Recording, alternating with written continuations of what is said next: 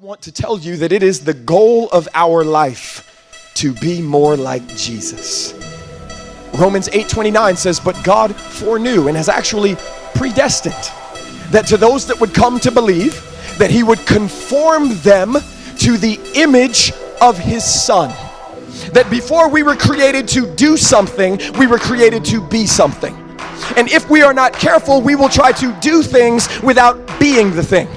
But it is more important to be the thing than it is to simply try to do the thing. And that as we go out doing the thing, if we are not the thing, then we will be counterfeit. And that we will lead others away from being something and lure them into just trying to do something. And we will have an entire community or culture that know how to do something that don't look like the something we're supposed to be leading people to by all that we're trying to do. We're supposed to be like Jesus. And in our being like Jesus, the place, the context, the design of God, by the way that he is going to make you and I more like his Son, is to put us into this thing called life. Because in this thing called life, one of the greatest ways that I have found that God makes us more like Jesus is to rub up against people that are not like Jesus.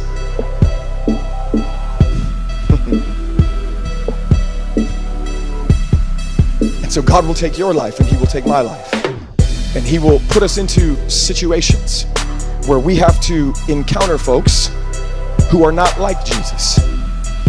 And the way that we handle people who are not like Jesus determines how much more like Jesus you and I are actually going to become.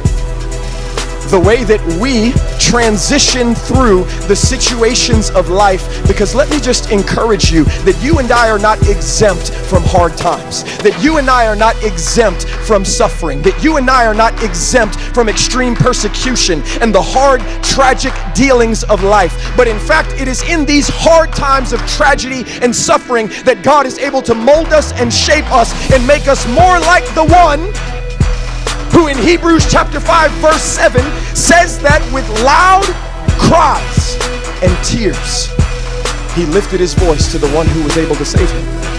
Yet he learned obedience by what he suffered. That it is in these times of tragedy that God is able to mold those who are relentless in their continual coming unto God.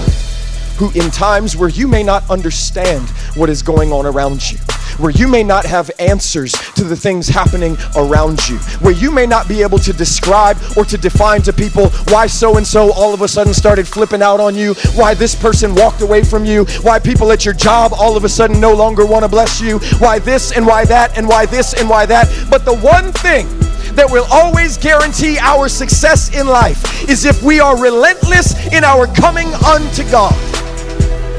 And by coming unto God, we can be prepared and we can be fitted for every season that life will bring us.